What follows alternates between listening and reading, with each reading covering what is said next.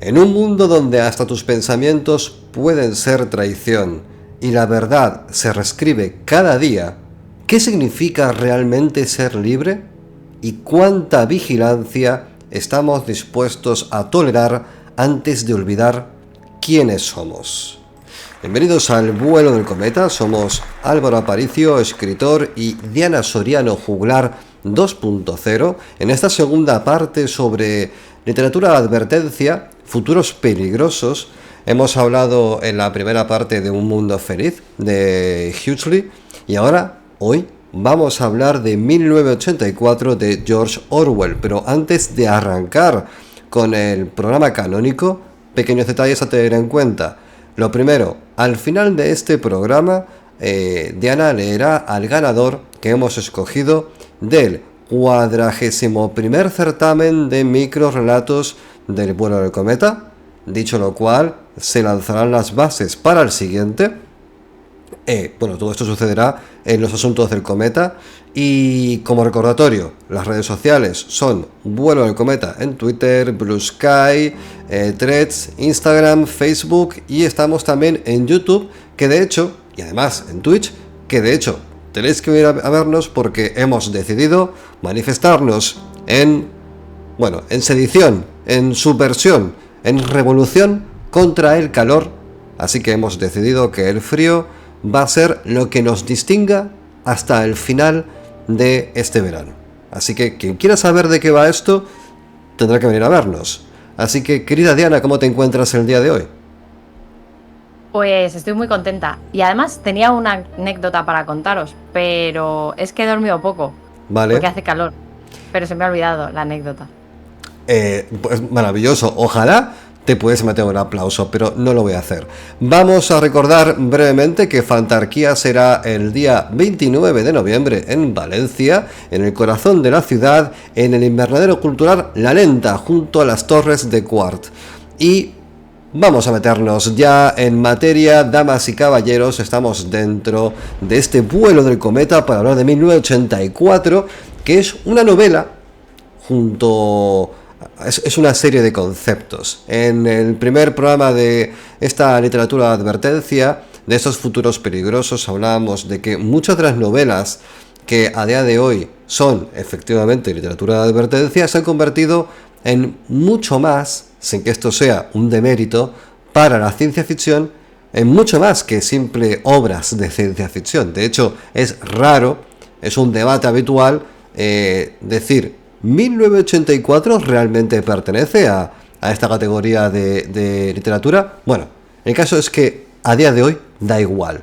1984 describe un sistema de gobierno que estremece, no solamente porque dé miedo per se, sino porque es un sistema que existe. Pero antes de meternos en harina, simplemente, Diana, ¿tú recuerdas cómo conociste 1984?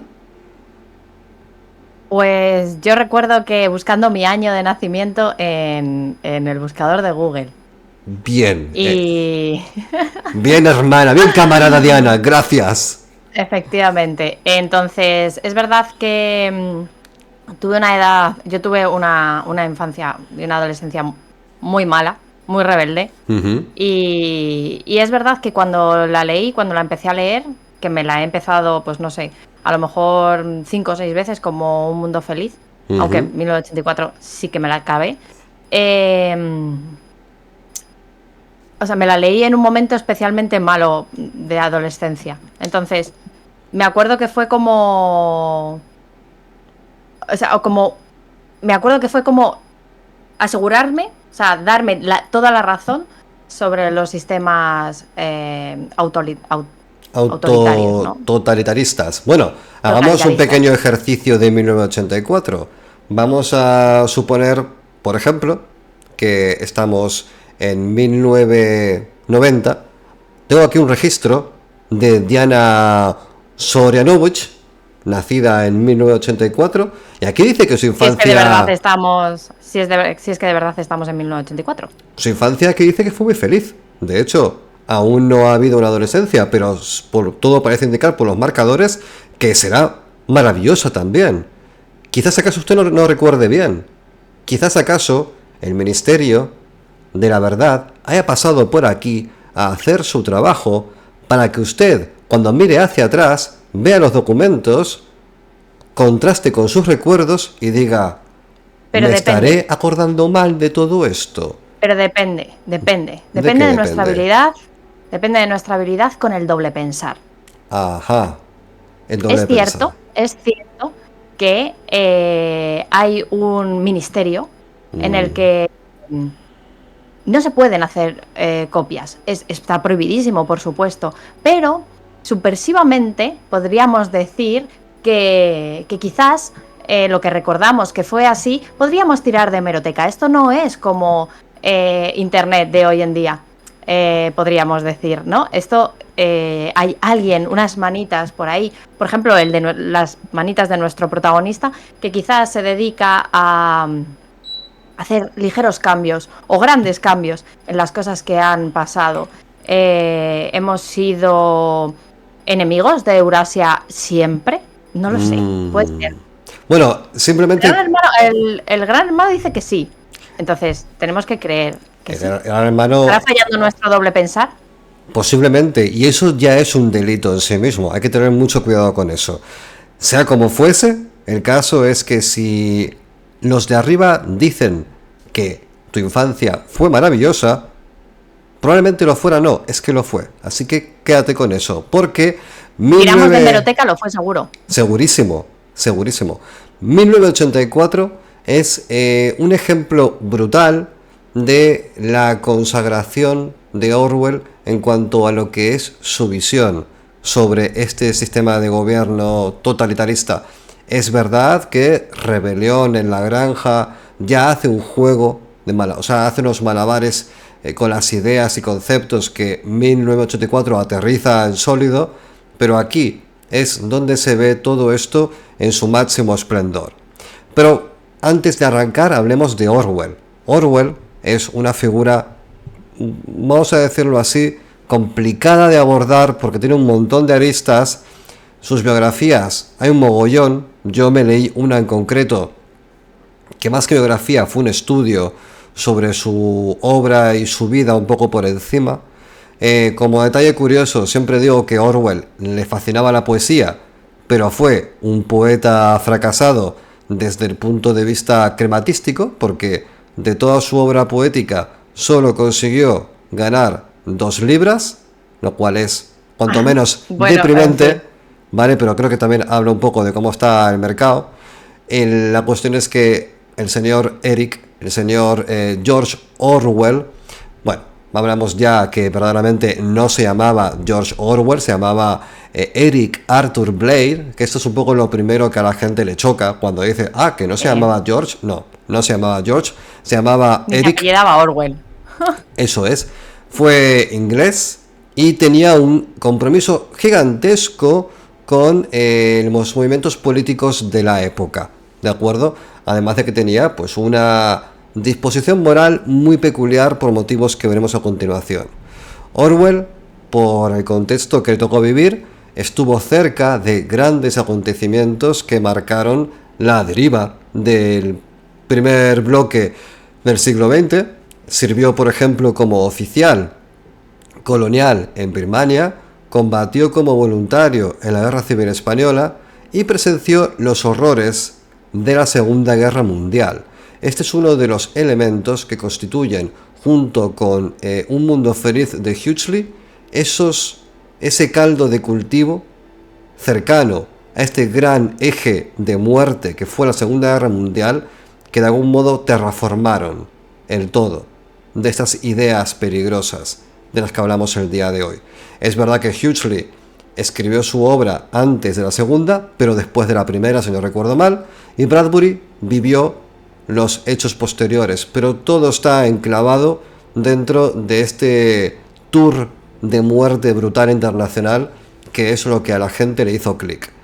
El señor Eric Arthur Blair era de ideología socialista democrática, era ferozmente antitotalitario y, bueno, él canalizó a través de un montón de ensayos y novelas, denunció estas ideas y estaba abiertamente en contra de la injusticia de los desequilibrios sociales, perdón, y de la mentira política.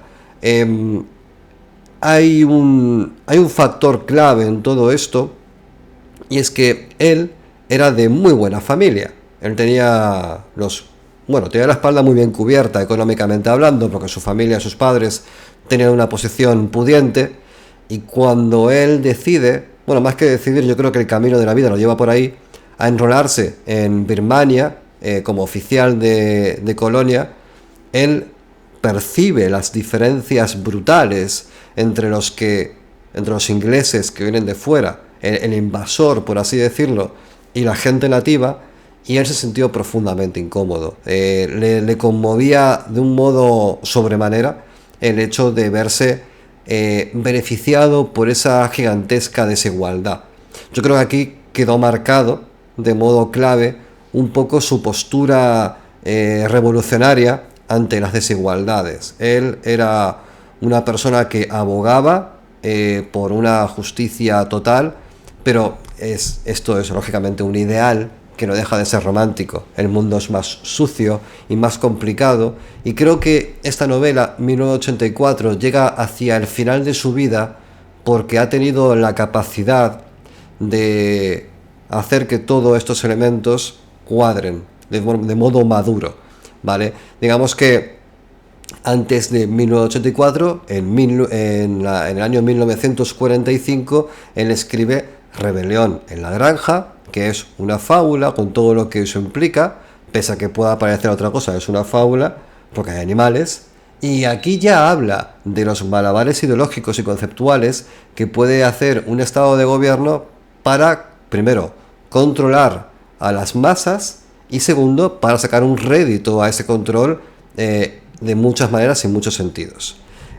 Aquí ya se establece el que todos los animales son iguales, pero unos más que otros, porque hay un sentimiento de casta muy, muy claro, está a la vista. La novela no se esconde, no hay subterfugios.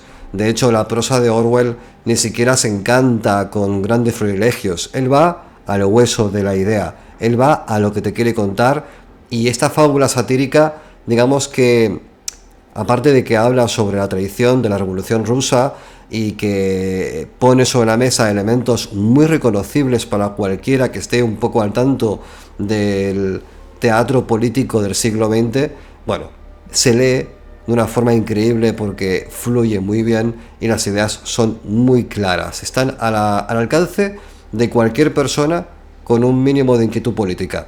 Luego tenemos, por supuesto, la Gran Cumbre. Esta Gran Cumbre, 1984, llega cuando Orwell se está apagando.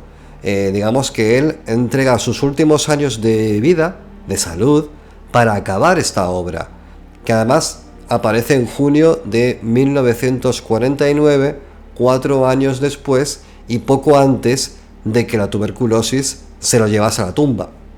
El proceso creativo de 1984 fue muy diferente al de Un mundo feliz de Huxley.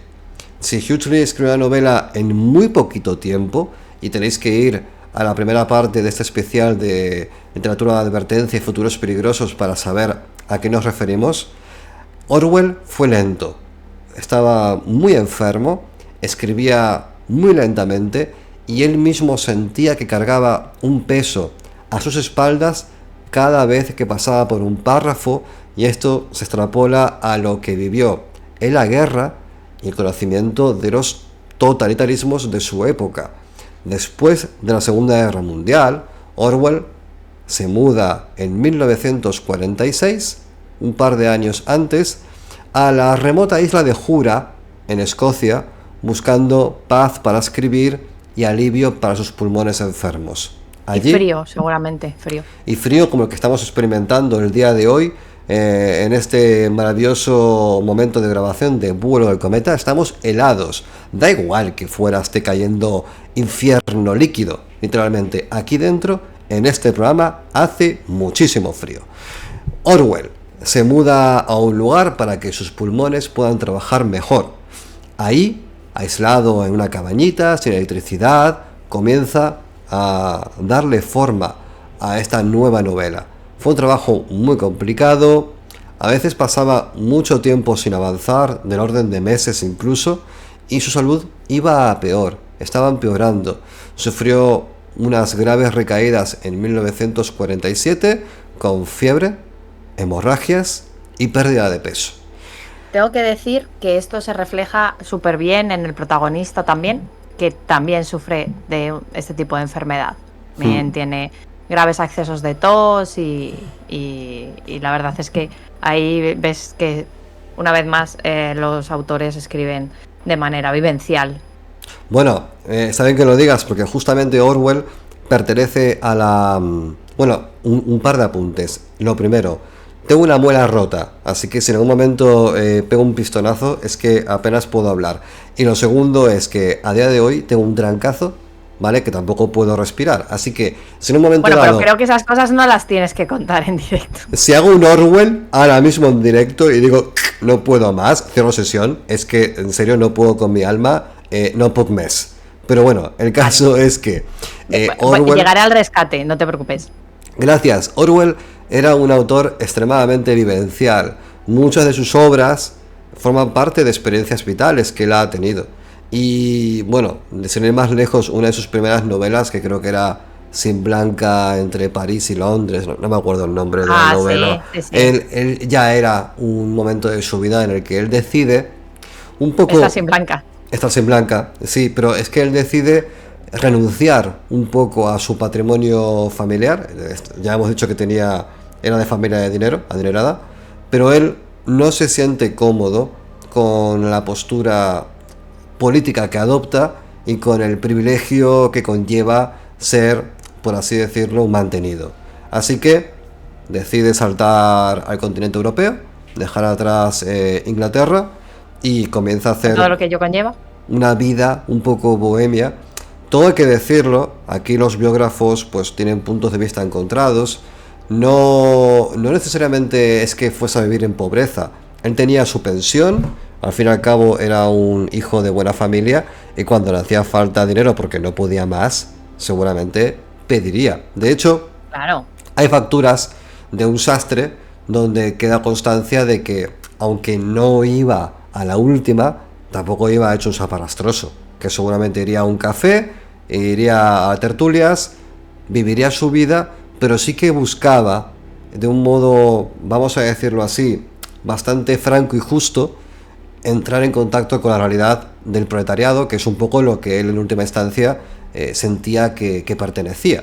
Entonces, nada, efectivamente, como dijo Diana, Orwell es un autor muy vivencial y esta novela, al margen de que el protagonista estuviese agonizando entre estertores y ganas de cerrar sesión, pues es un poco reflejo de ese Orwell que estaba a punto de amochar, porque estaba muy pocho, como yo. A puntico. Aún así, se negó a dejar de escribir, dijo, huevos. Terminó el primer borrador en noviembre de 1947 desde la cama de un hospital. Y tras un tratamiento que apenas le dio tregua, regresó a la isla y reescribió el texto a máquina él mismo, porque pues no había nadie más, le tocó 19 y 20, a un ritmo frenético de 4.000 palabras al día, a pesar de sus fiebres y ataques de tos con sangre. Uy, esos folios yo no sé si los querría tocar, el pobre editor. En diciembre de 1948...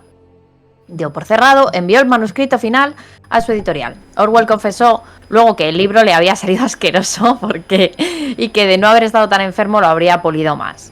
Bueno, señor Orwell, a nosotros nos ha encantado.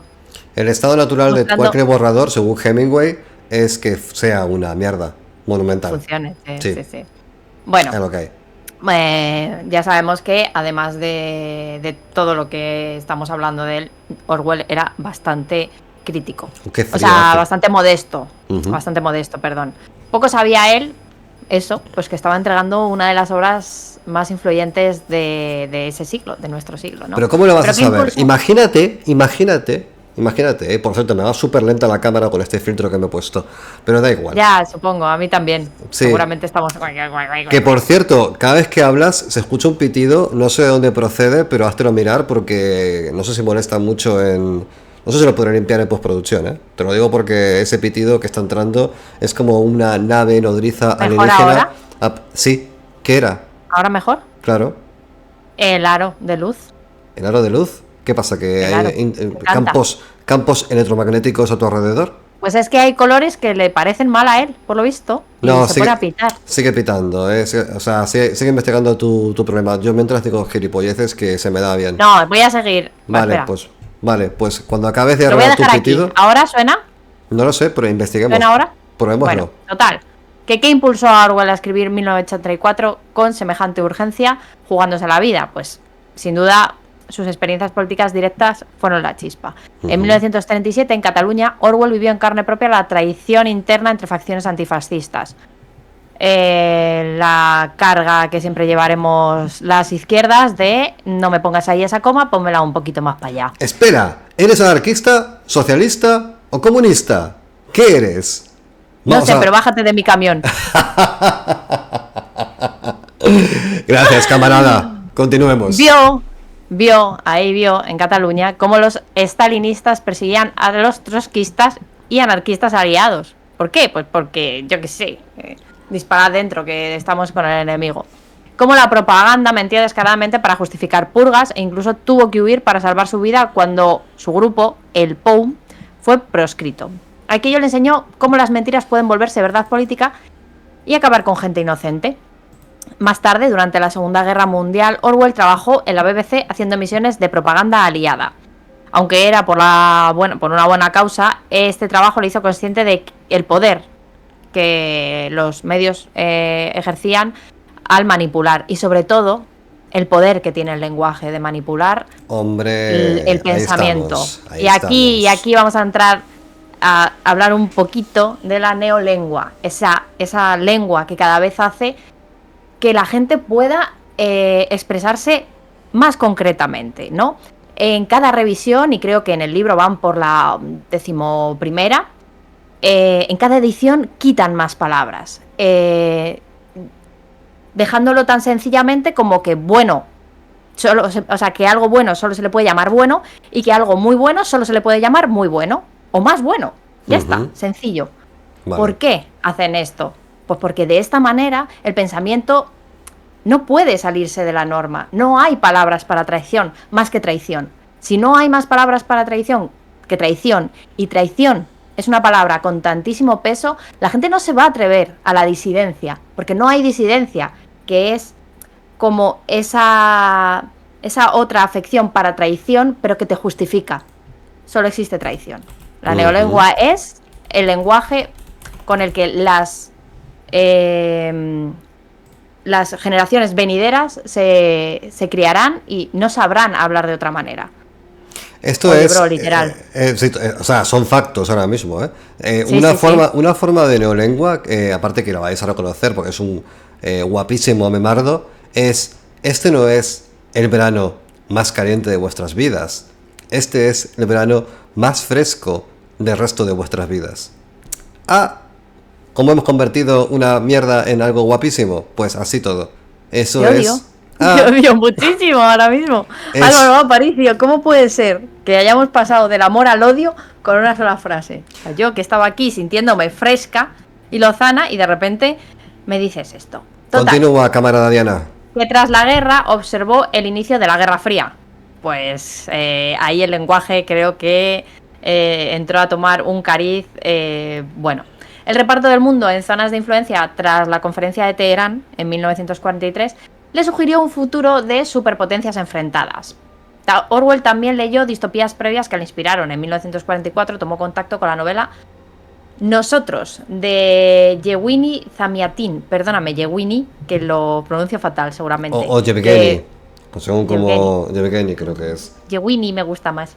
Vale. Que se publicó en 1921, ¿no? Que es la precursora de este género de literatura de advertencia. De hecho, en los comentarios del podcast anterior, o sea, del anterior programa de Houston, lo han mencionado bastante, como la masa madre de toda esta movida.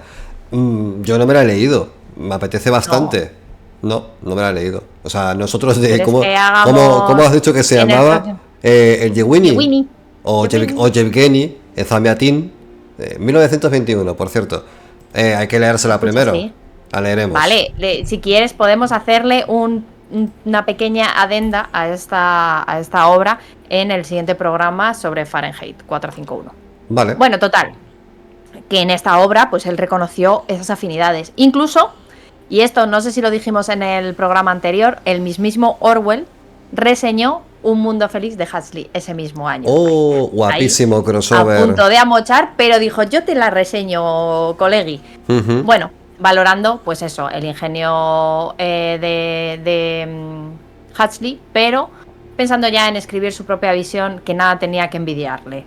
Bueno, de hecho, Huxley también hace esto con con el recopilatorio de ensayos que... Ay, nunca me acuerdo del libro, ¿cómo se llama? Creo que es Más allá de un mundo feliz o Retorno al mundo feliz. Sí, Retorno a un mundo feliz. Vale, eso es un recopilatorio de ensayos que comentamos. Ahí Huxley también habla de la obra de Orwell, tomando aquello que considera que puede ponerse en valor. Porque hay un tema Supercolegis serán. Supercolegis. Hay un tema que tenemos que tener en cuenta y es que el debate de qué presagio ha sido más certero es sesgado si nuestro marco de referencia solamente es Occidente. Entonces, si miramos un poco más allá, si sacamos la cabeza del culo, vemos que el mundo es muy grande. Hay un continente asiático gigantesco, hay gente en África, hay gente en la India, hay gente en todas partes. A lo mejor Too much people. Está Too Much People Doing People Things. A lo mejor esta literatura de Orwell también es muy certera, según cómo la enfoques, en qué momento y bajo qué parámetros. Porque al fin y al cabo el totalitarismo está ahí, forma parte de la realidad. Lo que pasa es que muchas veces queda totalmente encubierta bajo falsas democracias o democracias un poco rotas. Yo, no voy a aventurar nada porque luego solamente falta que venga el colega de turno y diga, sois un programa de literatura, no os metáis en política. Vale, de acuerdo, pero es que estamos hablando es que todo es política, hermano. Camarada Diana, todo es política, pero vamos a continuar. Efectivamente, estoy totalmente de acuerdo con el camarada Álvaro. Que nadie diga lo contrario, ¿eh? Que lo fusilamos. Bueno, Orwell originalmente barajó titular la novela como El último hombre en Europa, subrayando la soledad del individuo contra el sistema. Pero bueno, al final se decidió, por sugerencia editorial, que se llamase 1984, quizás invirtiendo las cifras de 1948 para indicar un futuro cercano. Fuera como fuese, el caso es que cuando se publicó en 1949, la novela 1984 fue recibida con impacto. En plena posguerra, la gente reconoció en la obra de Orwell los rasgos de Stalin, de Hitler e incluso destellos inquietantes en las democracias. Orwell había logrado, damas y caballeros, destilar todo lo que temía sobre el totalitarismo en una historia que aún a día de hoy nos estremece. ¿Y por qué? Porque el final es una patada en la cara que te parte la nariz y te deja Pickwick. No sé hablar, no pasa nada. Vamos a pasar al bloque de lectura. ¿Te parece bien? Vámonos. Me parece estupendo. Vamos a ver un cachito de 1984 de A través de las cuerdas vocales de Diana Soriano. Vamos allá. No debíamos habernos fiado de ellos. ¿Verdad que te lo dije, abuelita?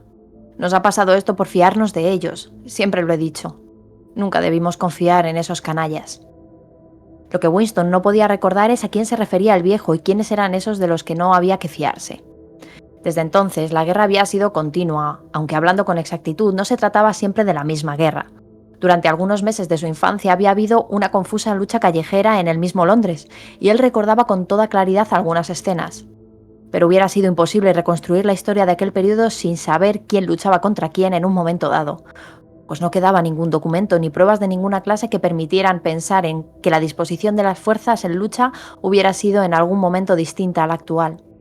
Por ejemplo, en este momento, en 1984, si es que efectivamente era 1984, Oceanía estaba en guerra con Eurasia y era aliada de Asia Oriental.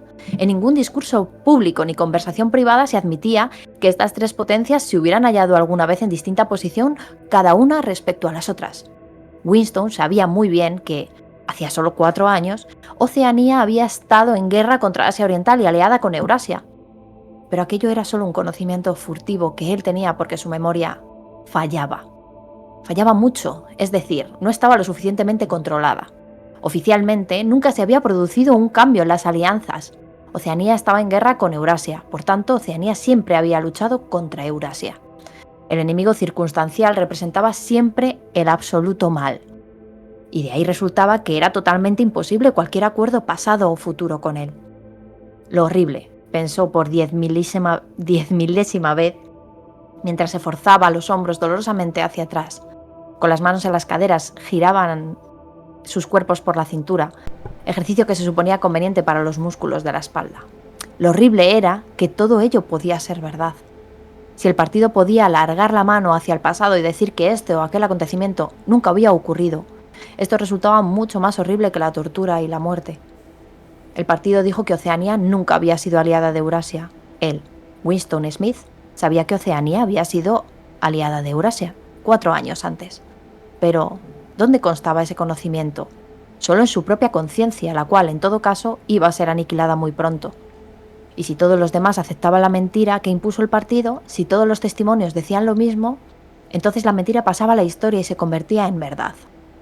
El que controla el pasado, decía el eslogan del partido, controla también el futuro. El que controla el presente, controla el pasado. Y sin embargo, el pasado alterable por su misma naturaleza nunca había sido alterado. Todo lo que ahora era verdad había sido verdad eternamente y lo seguiría siendo. Era muy sencillo. Lo único que se necesitaba era una interminable serie de victorias que cada persona debía lograr sobre su propia memoria. A esto le llamaban control de la realidad. Pero en neolengua había una palabra especial para ello: doble pensar.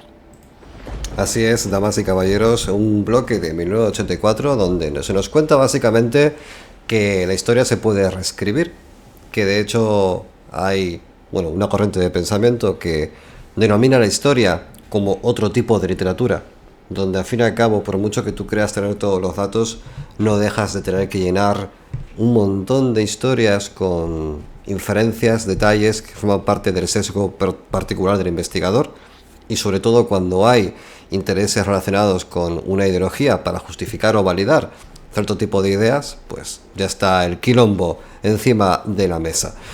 Respecto a lo que nos cuenta Diana de Winston, que es el protagonista de la novela, que él mismo sabe que está cambiando información y que sin embargo este cambio tiene un propósito, que es justamente el control del futuro. Claro, aquí incurre en la paradoja de servir a la causa que le han enseñado a amar, sabiendo que lo que está haciendo no es justo para con la verdad que defienden. Esto es brutal y, en cierto modo, es compatible con la filosofía de Huxley, Un mundo feliz, en el cual no solamente nos entierran en información, sino que aparte nos entierran en fake news. Porque yo no me quiero meter aquí en debates muy largos, pero estoy en un momento de mi vida en el cual tiendo a pensar mal de prácticamente toda la prensa. Toda, o sea, sé que puede ser un pensamiento un poco magufo, pero incluso aquellos periodistas que me gusta cómo trabajan, tiendo a pensar mal, y por eso me voy a escuchar a los de enfrente, y a los de al lado, y a los de aquí, y a los de allá. Porque al final, si no te encuentras con una cámara de eco que va repitiendo mantras, porque, por increíble que parezca, la pasta que puede parecer que entra por Plásticos Murcia, esa empresa es de alguien que forma parte de un partido. Y al final, toda la prensa, toda la información, todas las redes sociales son de alguien. Perdona. Camarada Diana. ¿Quieres decirme, camarada Álvaro, que entonces todo es política? Todo es política. Quien crea que algo no es política no tiene ni ya puta está haciendo idea. Política. Bueno, sí, hace la política de ignorar que es política. Es un poco como la filosofía, es muy puñetera. Pero es que al final toda la narrativa tiene propiedad. Entonces es como los terrenos. Es como cuando vas por el campo y te preguntas, ¿y esto de quién será? Esto no puede no ser de alguien. Siempre es de alguien. Todos los discursos son de alguien. Siempre que hay una narrativa, una idea, siempre va en un sentido político. E incluso cuando la información es veraz, la forma en la que se Depende de cómo te la expresa, cuente. la Sí. forma en la que se expresa, el momento en el cual se suelta, las redes, la comunicación, el presupuesto, las figuras que entablan esa conversación tienen una intención teatral de puesta en escena para fomentar una idea en concreto. Y aquí no estamos hablando ni de izquierdas, ni de derechas, ni de nada en particular. Hablamos del conjunto de la política como instrumento social que lo que busca es transmitir un pensamiento, muchas veces instrumentalizando el periodismo, que creo que no es sorpresa para nadie que tenga más de cierta edad, y esta novela lo pone de un modo muy claro, porque esto sucede. Afortunadamente, cada vez hay, quiero pensar, más mecanismos para validar la información, pero no lo ponen fácil. O sea, es complicado, requiere un esfuerzo realmente titánico ponerte a rastrear la información para saber si realmente es lo que quieren decir. Creo, pienso, llámame ingenuo o no, que existe una prensa que sigue unos códigos claros, pero incluso esa prensa al final tiene servidumbres. Esa es la gran putada, pero que al final la pasta siempre entra porque hay quien la pone, y quien la pone tiene un interés. Esto funciona así con todo. Es como... no sé cómo decirlo, es que para mí no existen utopías. En el momento que entra un billete en una cuenta bancaria, por el motivo que sea, ya el sentido de libertad ante la propiedad de lo que se gestiona es falso, es una mentira. Ha entrado un billete, hay una servidumbre. Eso sucede con todo. Continuamos. Hablamos de terror y vigilancia. Acordaos que no podía hablar mucho. No, tengo esta parte de la boca, la tengo media rota, porque de verdad, tengo un boquete. Aparte, como la cámara va lenta, parece que yo voy lento, y está nevando ahora mismo en mi habitación.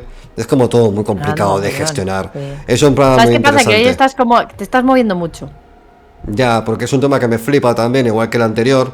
Entonces me jode porque no puedo lanzar toda mi verborrea. Pero quiero decir una última cosa, ¿vale? Porque en algún momento en el pasado nos hemos encontrado con que al meternos en temas políticos, la gente en los comentarios se pone un poco nerviosa porque se piensan que somos de aquí o de allá. Mira, de donde seamos, honestamente hablando, creo que se infiere bastante, pero no es relevante, porque Yo de te lo que voy a decir hablamos... una cosa. ¡Wow! Parafraseando a Bárbol, yo no Bárbol. estoy de ningún lado porque nadie está de mi lado. Guapísimo. Estamos realmente del lado de la gente que nos apoya. Y eso ya es un interés en sí mismo. Porque si no fuera por la gente que nos escucha y nos apoya, este programa sería un desierto en sí mismo. Sería hablar con los cactus. Entonces ya eso genera unas servidumbres. Estamos expresándonos en un sitio público, pero queremos ser oídos. Porque al final todo ser humano busca validación social. Es así. Bueno. Dios mío, qué mal, es una jaula de oro. Me quiero morir, no puedo más. Sacamos de aquí. Vale, es que me pongo a pensar y entro en unas espirales descendentes perturbadoras.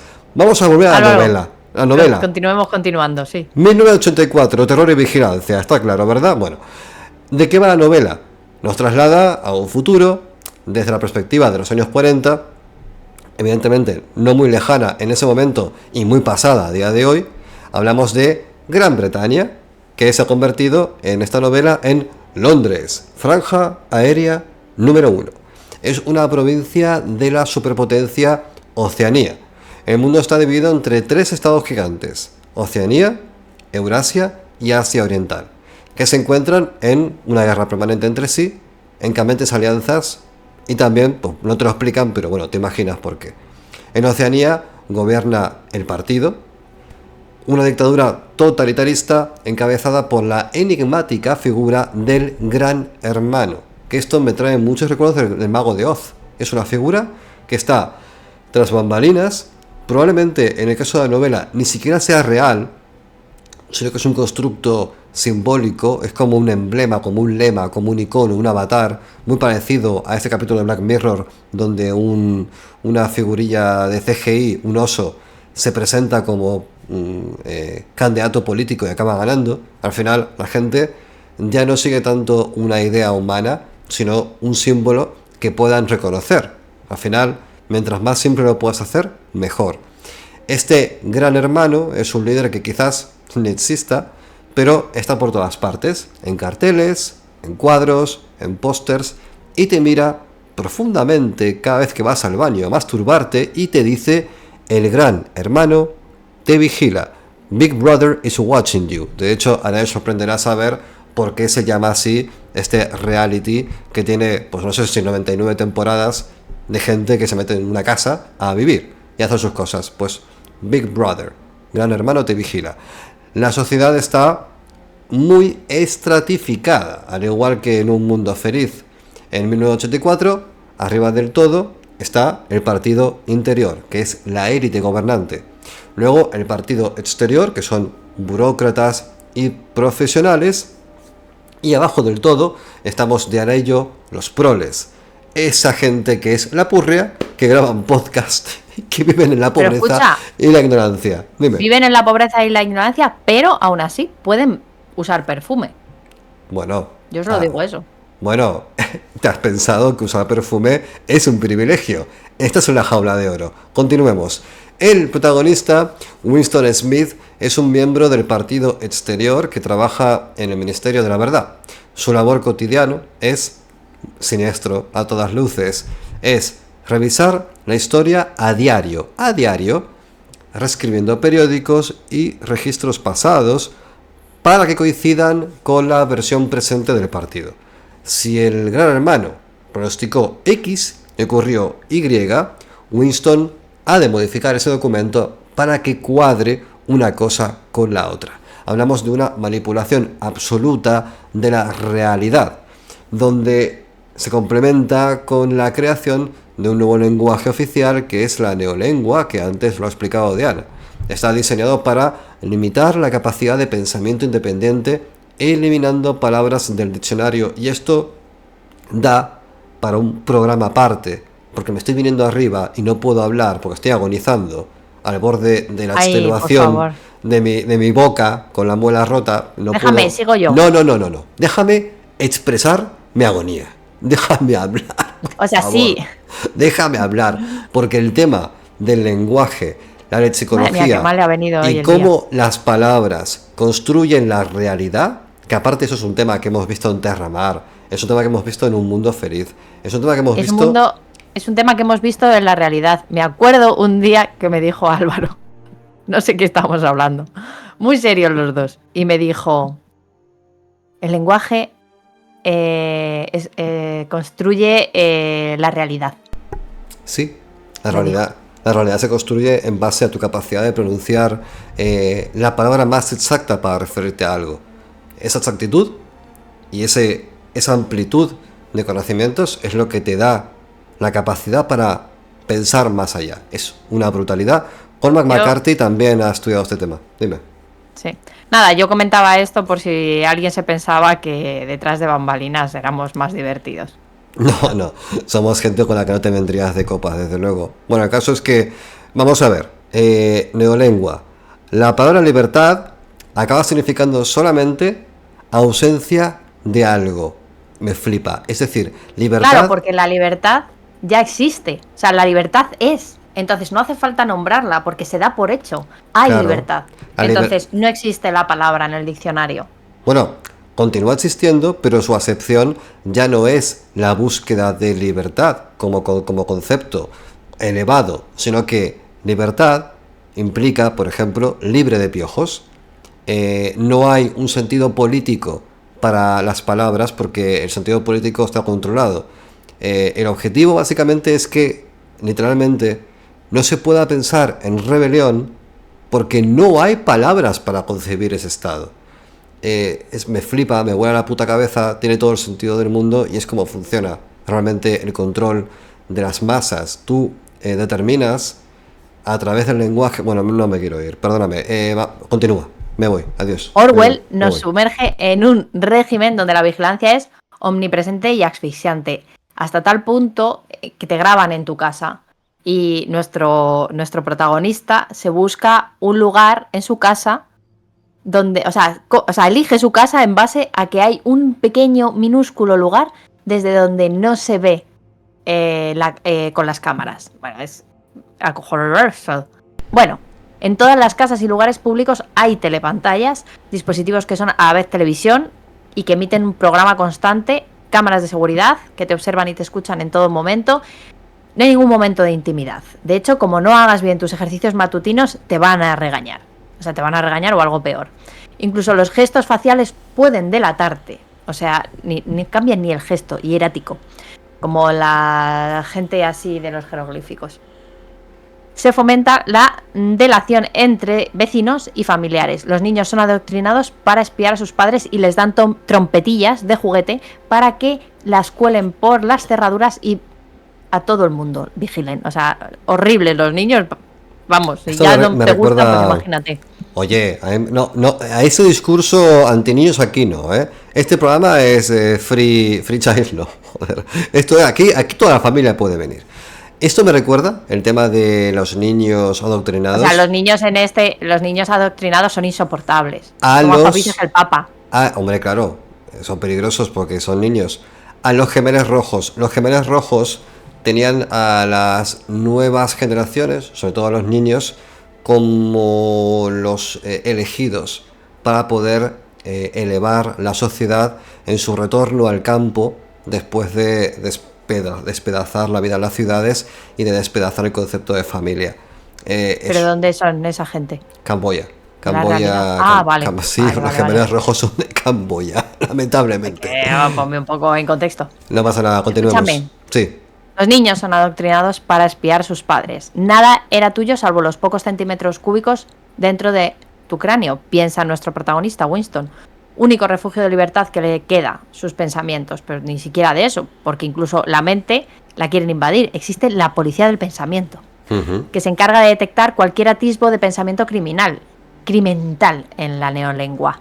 Una mirada de más, hablar dormido, cualquier cosa puede traicionarte. El solo hecho de escribir un diario, como intenta nuestro protagonista desde el minuto 1, porque empezamos con este tema, es un acto gravísimo de desafío. No puedes poner nada por escrito, porque ya estás contradiciendo. Imagínate que luego cambia la versión. La presión psicológica es tal que hasta amar a otra persona libremente se vuelve un acto revolucionario, ya que el partido prohíbe el amor romántico. Ni tener hijos tampoco, porque eso debe ser algo... Los niños son de controlado. Todo. Como Huxley. Como Huxley que es decía eso solo para reproducción entre cónyuges que ni se desean ni... De hecho, o sea, si te quieres casar con alguien, tienes que pasar por un ministerio. Y si ven que hay química, feeling o algo así, te deniegan el matrimonio. Normal. Aquí no hemos venido a ser felices, hemos venido a contribuir al gran hermano, porque el partido gobierna con un culto a la personalidad de este caballero. Este culto es extremo y aquí, bueno, aparte de la devoción a su figura, lo que más se ejerce es el control de la información, pero hay claramente miedo y violencia directa. Tampoco os penséis que es todo psicológico, ¿vale? Si hay que entrar a repartir palos, entran no, por supuesto. Te dan por todas partes, no te quedas entero. Cada día los ciudadanos deben participar en 2 minutos de odio, una sesión en que, bueno, se les proyecta la imagen del enemigo del pueblo, el supuesto traidor Emanuel Goldstein, y todos deben vociferar rabia hasta la histeria. Se promueve el odio hacia los enemigos externos, los otros bloques que están en guerra, y también a los internos. El amor y la lealtad solo deben dirigirse al partido. Por eso, incluso la institución de la familia se ha pervertido, convirtiendo a los hijos en pequeños espías hijos de perra y rompiendo de esa manera los lazos afectivos genuinos. Porque si tú tienes a un hijo... No te puedes fiar de tu chiquillo. Es que es la única forma de tener espías efectivos, es esa. Tus padres y tu madre sí te han criado, te han parido, pero que sepas que quien realmente te cubre la espalda somos nosotros, somos el partido. Así que si tus padres hacen cosas raras, ven aquí, cuéntanoslo, porque además te vamos a ascender. Respecto al tema de la sexualidad reprimida y de acabar con todo esto, es un modo también de acabar con los vínculos entre adultos, porque al fin y al cabo, a ver, la sexualidad es un motor social brutal.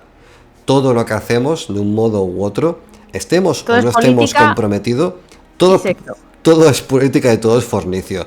Probablemente todo sea fornicio y luego todo sea política, en ese orden. ¿Vale? Otro día entramos a debatir por qué. Pero el caso es que si tú obliteras la parte sexual, la libertad sexual, si obliteras la palabra libertad, ya vas bien. Pero si obliteras la parte sexual, ya estás conduciendo a la gente por carriles muy específicos. Porque la gente, cuando le quitas eso, que es un poco ese inyectarse locura para amar a otra persona, que aparte, no nos equivoquemos, es el motor fundacional de esta obra, es el amor, damas y caballeros. Esto no es una revolución social, ni es trincheras, ni es vamos a las barricadas. Esta novela, su revolución, empieza en un diario personal y sigue en una relación pasional entre dos personas que no tienen derecho a amarse. Es un Romeo y Julieta a lo... Bien. Bueno, bien. Es que no acaba bien. Es que esta novela no acaba bien, pero a ver, el Romeo y Julieta, yo digo bien, porque Romeo y Julieta no tienen los motivos lícitos como para hacer las mierdas que hacen, quiero decir. Bueno. Hola, ¿qué tal? Uy, me he enamorado. Venga, vamos a escaparnos juntos y como alguien nos pilla, pues yo me mato y tú también. Bueno, se supone que son muy jovencitos. El caso es que el lema del partido resume su ideología del siguiente modo: la guerra es la paz, la libertad es la esclavitud, la ignorancia es la fuerza. Estas contradicciones deliberadas ejemplifican la técnica del doble pensar, por lo cual los individuos aceptan simultáneamente ideas opuestas sin notar el conflicto disociativo que eso les genera. Se espera que un buen miembro del partido, como es el caso de la camarada Diana y camarada Álvaro aquí presente, puedan creer sinceramente que 2 más 2 sea 5 si la autoridad así lo decreta, olvidando que alguna vez creyó lo contrario. Orwell muestra cómo el lenguaje y la manipulación mental pueden lograr que la verdadera capacidad objetiva desaparezca bajo la sombra de la propaganda. Brutal. La trama de 1984 sigue a Winston en su búsqueda de verdad y libertad en este mundo totalmente claustrofóbico. Al inicio, Winston no es un héroe al uso, sino un hombre común de mediana edad, cansado, agobiado, que le duelen las lumbares, que está todo el día sentado, que decide empezar un diario secreto porque por ahí lo encontró y lo compró y dijo, bueno, pues ya está. Donde escribir sus pensamientos contra el partido. Abajo el gran hermano, simplemente por el placer de escribirlo, quiero decir. No va a hacer nada, solo quiere poner... sacar esos pensamientos de su mente, ¿no? Llega a garabatear temblando porque es que realmente el miedo es brutal, ¿no? Este simple acto marca el inicio de su crimen y él está seguro de que le van a pillar y de que le van a hacer de todo, ¿no? Pero poco después, Winston conoce a Julia, ¿no? Una joven compañera de trabajo, esa mujer de la que nos hablaba. ¿Puedo contar una breve anécdota para ejemplificar un poco el miedo a la desobediencia? Si crees, puedes si crees que puedes. Gracias, camarada Diana. Yo cuando era pequeño era extremadamente dócil. A mí me decían, no hagas esto, y yo por lo general hacía muchísimo caso. No sé, era un niño muy obediente. Hubo una vez que me porté mal, la lié pardísima. Ay, fue malo, Álvaro. Sí, no sé qué fue lo que hice, no me acuerdo.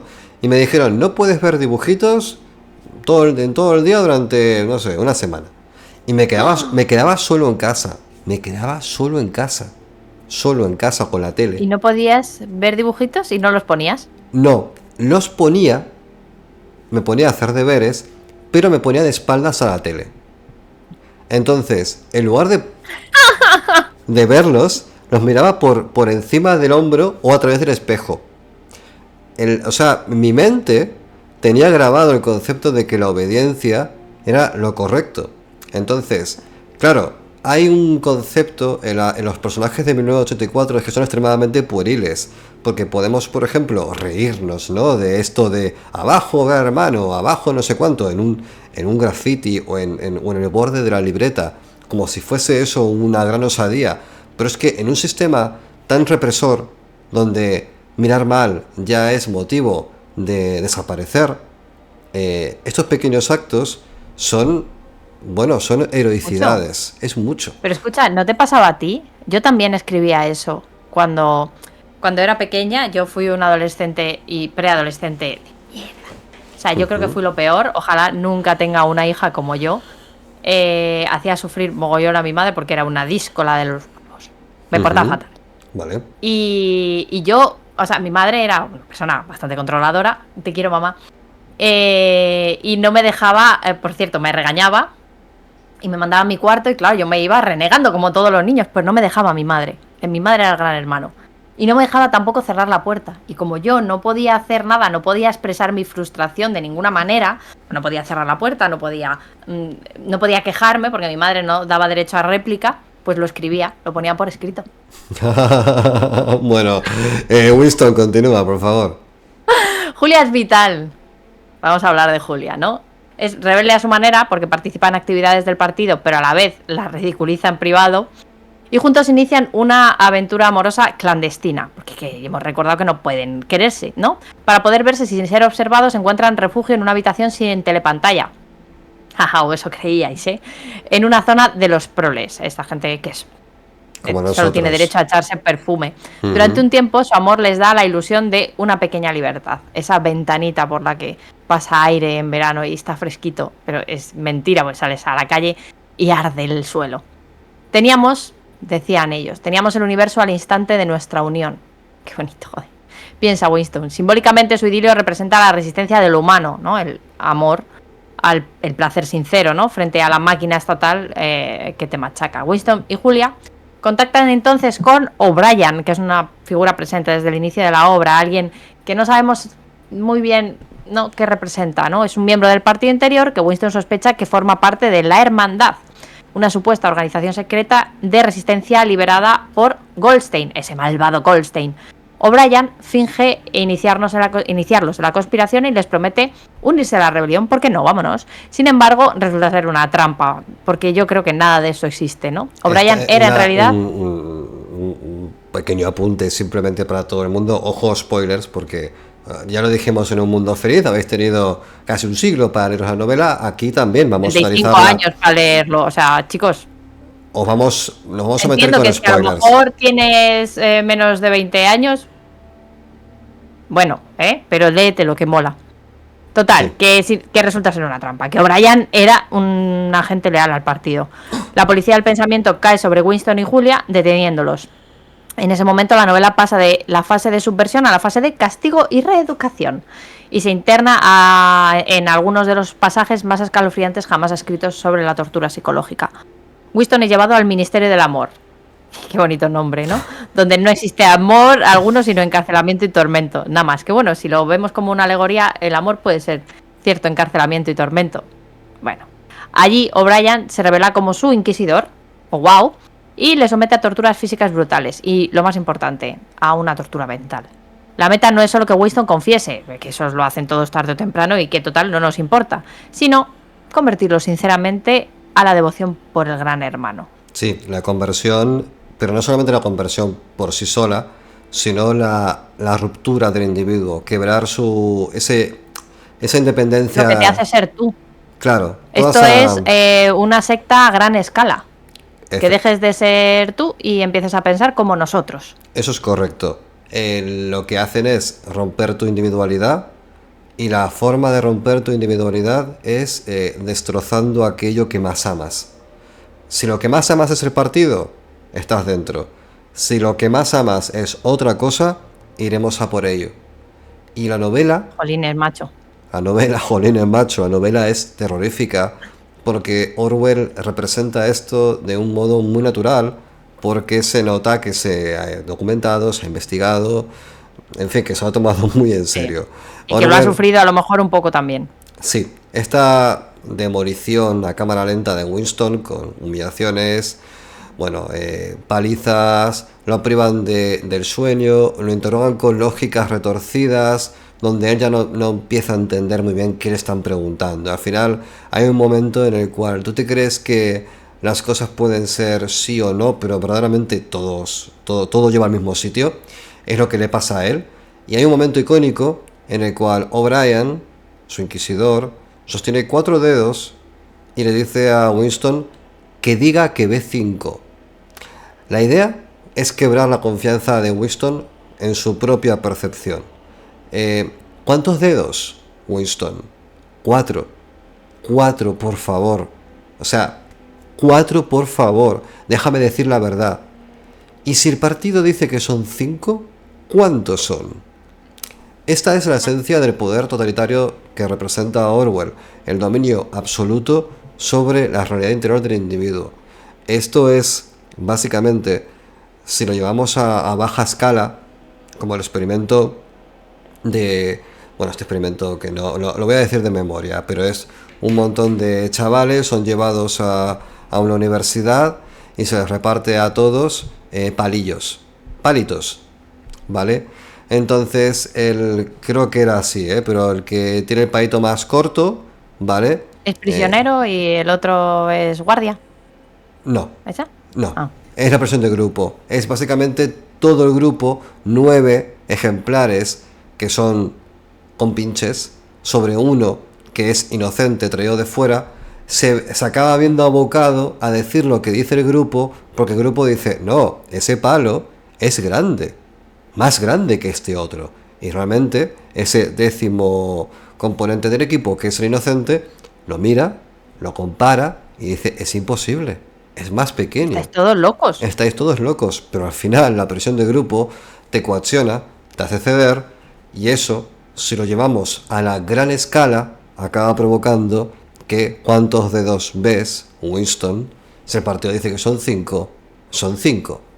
Y ya está, porque no estás capacitado como individuo aislado a vivir dentro del sistema del partido siendo un loco. Tienes que estar regido por nuestra lógica, que son nuestros edictos. Entonces, hay un momento en la obra que O'Brien lleva a Winston a la temida habitación 101, donde cada prisionero enfrenta lo peor del mundo. Es decir, es este momento Pennywise, que es donde hay un miedo personalizado para cada prisionero. En el caso de Winston son las ratas. La descripción de cómo le colocan una jaula con ratas hambrientas frente a la cara, a punto de devorarle, es brutal, estremecedora. Y al borde de la locura, del terror, de no aguantar más, Winston traiciona en ese instante lo único que le quedaba, lo único que aún albergaba como individuo independiente, como persona capaz de sentir algo propio que no esté contaminado por el partido. Traiciona a Julia, gritando que le hagan eso a ella en lugar de a él. Ese era el objetivo final de todo esto, que dejara de amar a Julia y solo amara al partido, al hermano. Completada su curación, entre comillas, Winston es liberado, lo mandan de vuelta a la sociedad, pero ya no es la misma persona. Es una persona que está avergonzada, está quebrado, alcoholizado, una figura pasiva, que está esperando que lo maten, que lo ejecuten, porque no se va a librar de castigo final, pero está resignado porque lo han roto. Ya está, acaban de romper lo que más ama. Han sido capaces de hacer que entregue a las fieras aquello que más atesoraba. Es maravilloso porque es increíblemente humano. Y porque al final un sistema como ese... ¿Sabes qué pasa? Que muchas veces las fantasías, las novelas, nos hablan de estos eventos y nos ponemos en el sitio, nos imaginamos siendo Winston y decimos, no, jamás haríamos eso. Yo no lo haría. Yo no lo haría. Vaya, que se lo haces, y mucho antes que él. Salir de casa es el primer paso hacia un lugar mucho más frío e inhóspito que tu casa. Eso como punto de partida. Cuando estás en un sitio como lo que presenta Orwell, que es una patria con una bandera que ondea muerte y odio y no hay salida porque no hay fronteras más que las que ellos rigen y porque las murallas son inabarcables y la trinchera es infinita, dices, ¿qué me queda?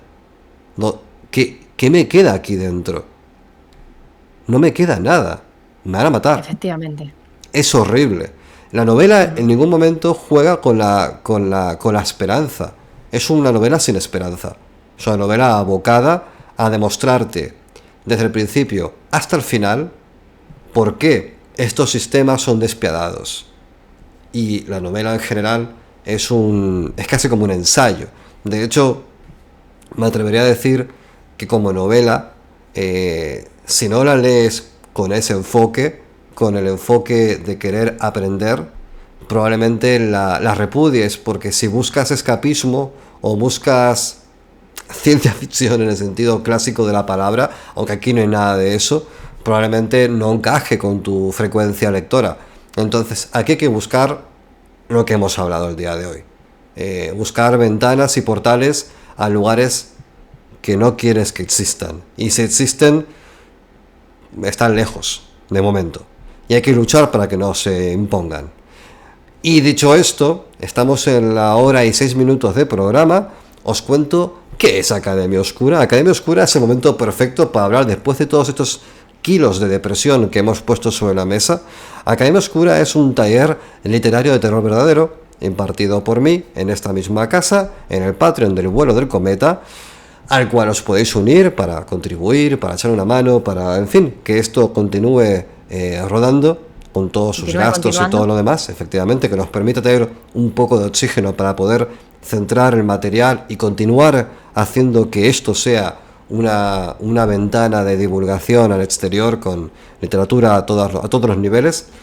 Pero si eres escritor, escritora y quieres unirte a un taller de literatura enfocado al terror, donde por supuesto temas como el que hemos hablado hoy están sobre la mesa porque forma parte de esa concepción coyuntural de lo terrible, Academia Oscura, en el Patreon del Vuelo del Cometa, meteros, echar un vistazo, ahí veréis toda la información, y si no, vais a alvaroaparicio.net, a la parte de Academia Oscura, y veréis toda la información para poder, en fin, informaros de qué va toda esta movida. Nos preguntáis por redes sociales y por donde sea. O el grupo de Telegram que tenéis en las descripciones de YouTube y de iVoox, o de todos los sitios donde publiquemos el podcast. ¿Vale? Vamos a meternos con el bloque final de lectura. No, perdón. Esto no es un bloque de lectura de la novela, ¿verdad, Diana? Hemos acabado ya lo que es... Este es un bloque de lectura de la novela que me habías pedido. Personalmente, podemos hacer lo que tú quieras realmente, porque esta es tu casa. Y hoy tenemos que leer el ganador del certamen también. Pues entonces, o sea que si quieres podemos sustituir esa lectura. Sí. Vamos a pasar a los asuntos del cometa, donde ya nos podemos poner cómodos y dejar de ser serios. Nunca lo hemos sido. Es todo un fraude. Somos gente ridícula haciendo el paripé. Pero la realidad es que leer un tercer bloque de 1984, siendo la hora del programa, pues ya no nos aporta. Leer al ganador o ganadora del 41º certamen sí que mola, sí que nos aporta. Entonces vamos a... Bueno, ¿quieres que leer primero? Anunciamos quién ha ganado. ¿Prefieres leerlo primero y que esa persona, conforme lo vaya escuchando, se le vaya haciendo como cosquillitas por el cuerpo diciendo sí, he ganado? Me parece guay del Paraguay, eso pues, que me propones. Pues en ese caso... Diana Soriano, guay del Paraguay, estoy contigo una vez más, no sé por qué. Vamos a meternos con este último bloque del programa de hoy, con el certamen del Vuelo del Cometa. Así que entra musiquita de lectura y al final decimos quién ha ganado esto. Vamos allá. ¿Cuántas vidas más acabarás abrazando en los océanos de fuego? Dime, ¿cuántas más? En vetustas cimas, sometidas a la tiranía del tiempo, que ahora subyugadas sacan sus cenizas a danzar en desiertos sin estrellas. ¿Cuántas más? en páramos sin voces, olvidados, donde la lluvia y el viento arrancan las exiguas motas de vida que aún pueden soñar. Todo por buscarme, siempre, a cada instante. Y yo escucho cada paso que te acerca más a mí, cada látigo agónico, cada aliento exhalado en la oscuridad. Siento tus labios húmedos cuando, quejumbrosos, pronuncian mi nombre. ¿Cómo no hacerlo? ¿Cómo no esperarte? Si soy una parte de la parte que una vez fuiste.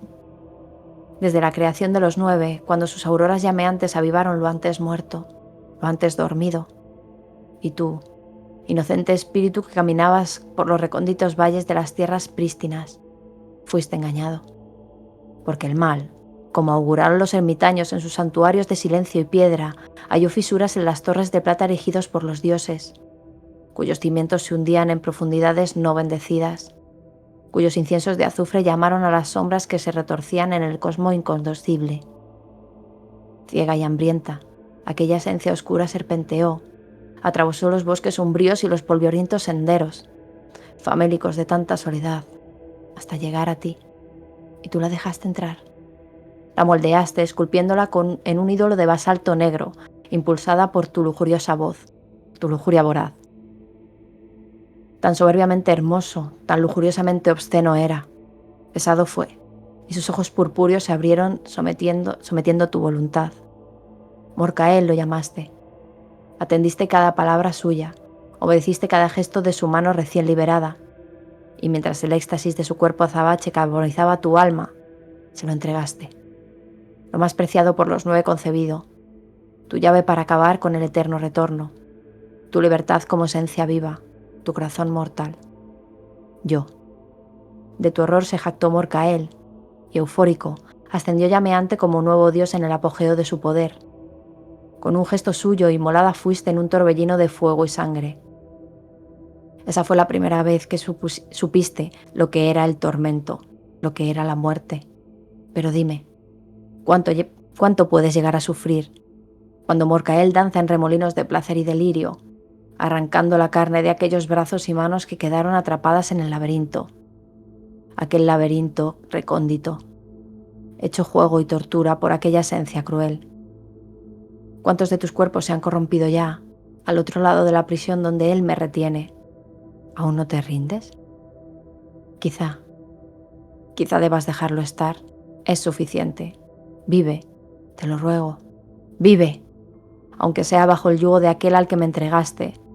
Pero vive, solo eso, vive. Espera. No puede ser. Quiero escuchar algo, un rumor lejano, un temblor en el túnel secreto, pasos arrastrándose en la oscuridad. ¿Has encontrado ya la pequeña puerta velada? Ahora, cuando la abras, me recuperarás, por fin, y entonces nos fundiremos uno solo, con el cosmos, con el infinito, con la nada. Ahí está el micro ganador de el Howe. Muchísimas gracias por participar, enhorabuena por la obra. Esta obra Quiero está... que sepáis que ¿Sí? o sea, por momentos me sonaba a cuando tienes un hijo.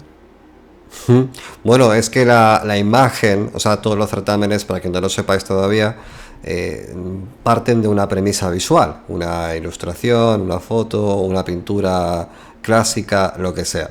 De hecho, publicaremos la siguiente entrada en el Patreon para que podáis participar, y todo lo que le pedimos a todas las obras es que por lo menos tengan un cierto grado de vinculación reconocible con la propuesta visual.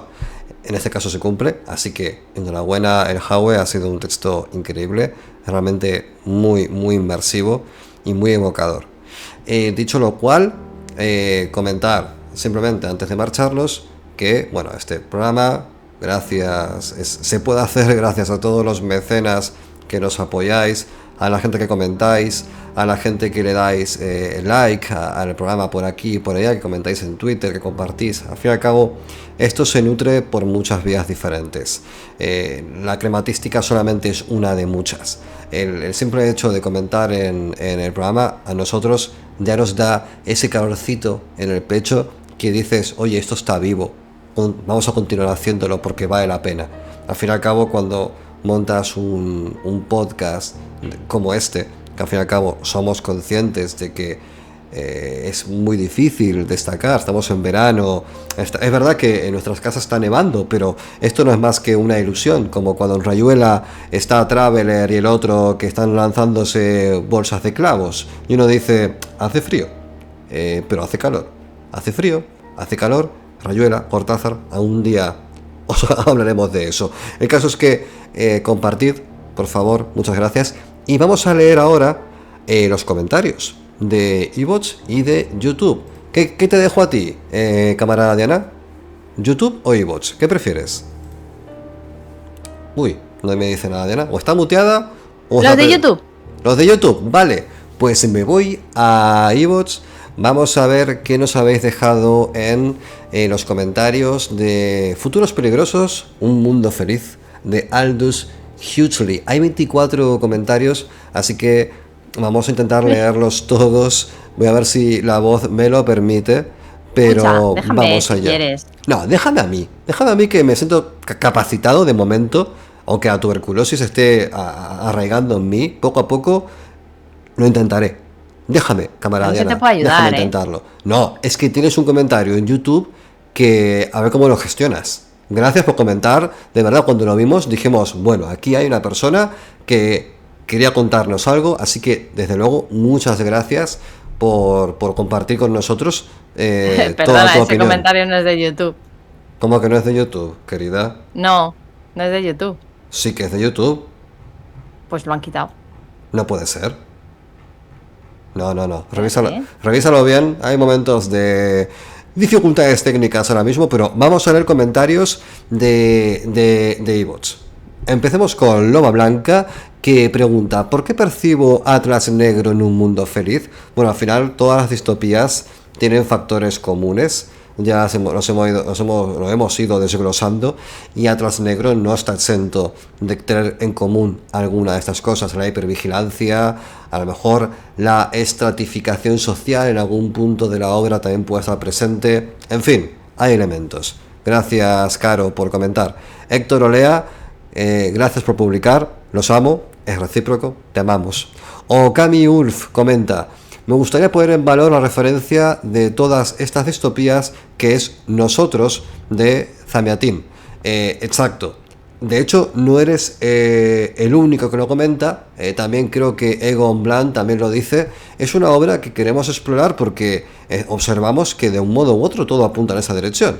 Y otro comentario de Okami dice que la isla es una utopía con una organización de una sociedad bastante buena. Quizás sea la antítesis de un mundo feliz. Pues vamos allá, hay que leerse la isla.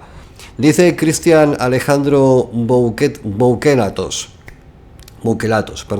las redes sociales son el soma de esta realidad. Antes lo fue la televisión.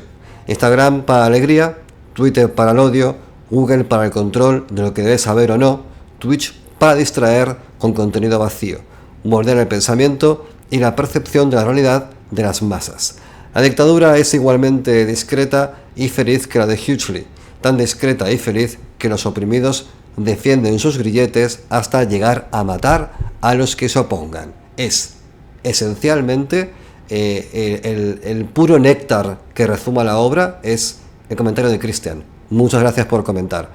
Y dice Egon Blunt, estas tres obras, refiriéndose a Un Mundo Feliz, hoy a 1984 y en el siguiente programa a Fahrenheit de Bradbury, estas tres obras me apasionan y agradezco que en vuestro programa las reivindiquéis como tres libros imprescindibles, tanto desde el ámbito artístico como político y social.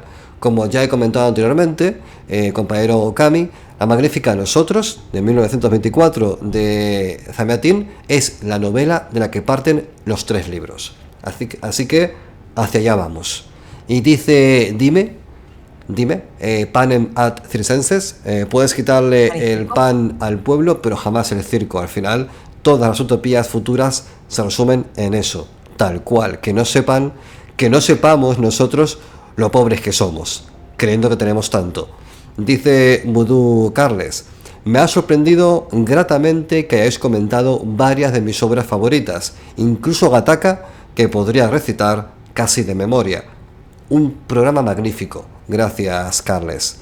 Vamos a Vocerildo, que dice: grandísimo programa de uno de mis libros de cabecera, junto con otros ya comentados de Orwell, Bradbury y Dick.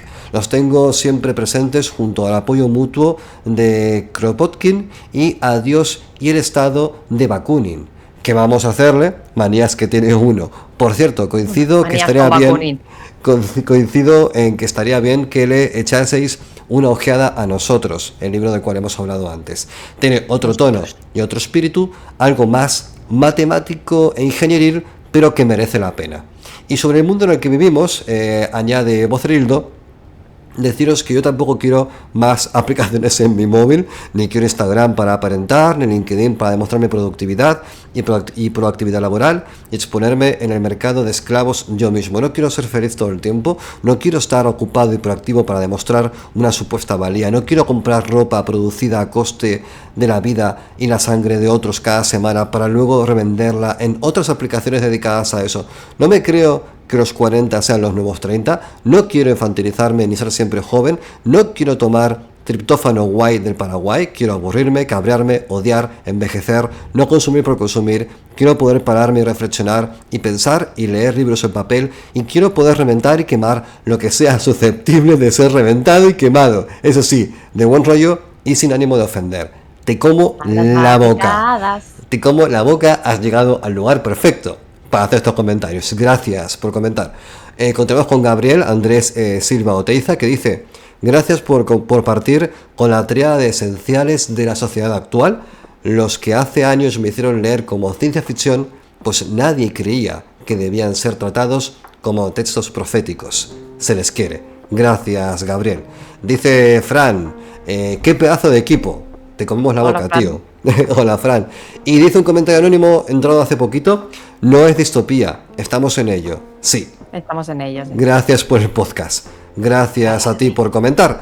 Así que, como ya sabéis, comentad en el programa, leemos comentarios al final. De verdad, estamos muy contentos con la comunidad, con vuestras intervenciones. Son un aporte brutal. De hecho, a través de vosotros, todo lo que no podemos saber o aprender a través de nosotros mismos, sois vosotros los que os abrís la puerta a ese conocimiento. Cámara Diana, ¿qué tenemos por YouTube?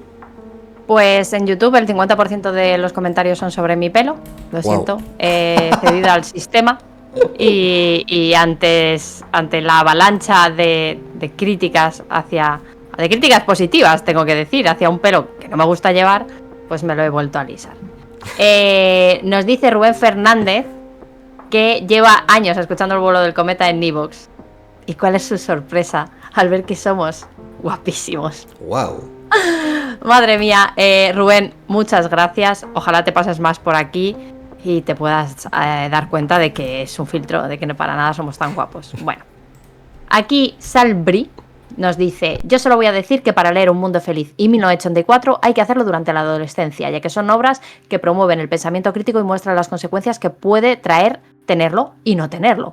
Bueno, y también que si nunca han leído a Orwell no se emocionen mucho, porque con 1984, porque también tiene libros aburridísimos y deprimentes, como Que no muera la aspidistra. La aspidistra...